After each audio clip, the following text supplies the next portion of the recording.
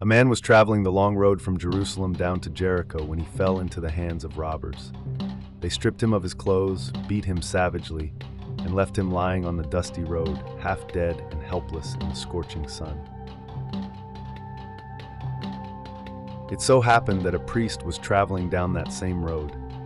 He was a man of God, learned in the law, respected among the people. But when he saw the beaten man crumpled in the dirt, he crossed to the other side of the road and passed by without a word, without so much as a glance back. Not long after, a Levite came along, one who served in the holy temple, whose very life was devoted to sacred duty. He too approached the place where the wounded man lay.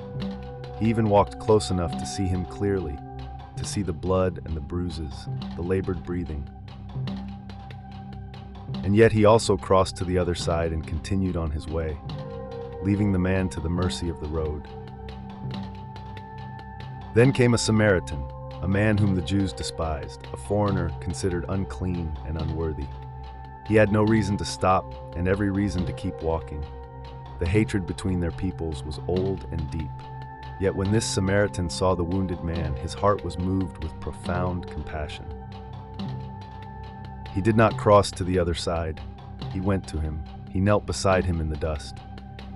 He poured soothing olive oil and wine upon the man's wounds to cleanse and comfort them, and he carefully bound them up with cloth.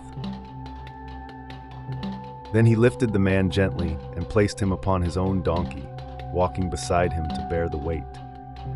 He brought the man to an inn and tended to him through the night, watching over him as one watches over a brother. When morning came, the Samaritan reached into his own purse and took out 2 silver coins, 2 full days' wages, and placed them in the innkeeper's hand. "Take care of him," he said. "Whatever more you spend beyond this, I will repay you when I return." Then Jesus looked at the man who had asked him the question, a scholar of the law who had sought to test him, and asked simply, "Which of these 3 do you think was a neighbor to the man who fell into the hands of robbers?" The scholar could not even bring himself to say the word Samaritan. He answered quietly, "The one who showed him mercy." And Jesus said to him, "Go and do likewise."